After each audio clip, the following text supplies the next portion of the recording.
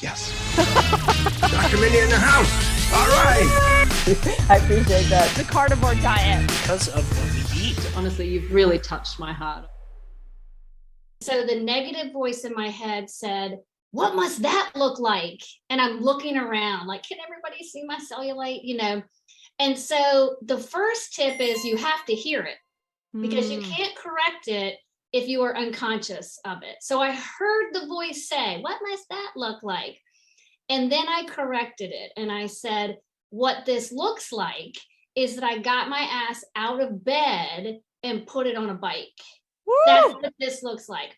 And so you might have to do that in the beginning 50 times a day. Hear it, correct it, hear it, correct it, hear it, correct it.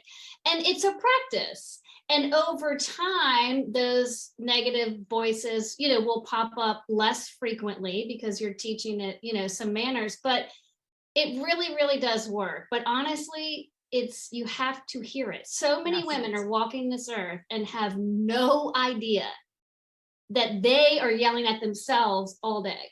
Yeah. Are you familiar with Michael Singer's Untethered Soul? Yes. Yes. And gosh, yes. No, you go. No, his new book is amazing. I don't know if you've read the Living Untethered. He has a new book and so he has 3 books. I've read them all, but the new one is Living Untethered.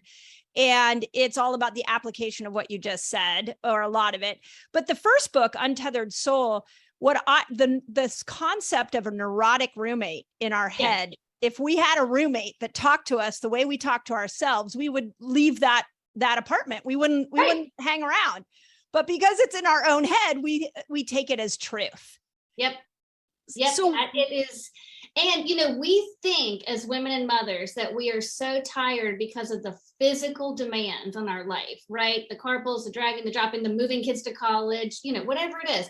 But I don't think that's why we're tired. I think we are exhausted because we are not only doing those things, but on top of those activities, we think we suck at the vast majority of them. And so, yes, you know, we're making dinner all the time, but then it's like, well, your children don't even eat vegetables. You suck, you know, and it's this constant grind that I think actually makes our souls tired. You know, our bodies are tired from the physicality of, you know, being a woman and a mother. But, you know, in my book, I talk about the difference between struggling and suffering. So struggling is brought on by the external circumstances in your life.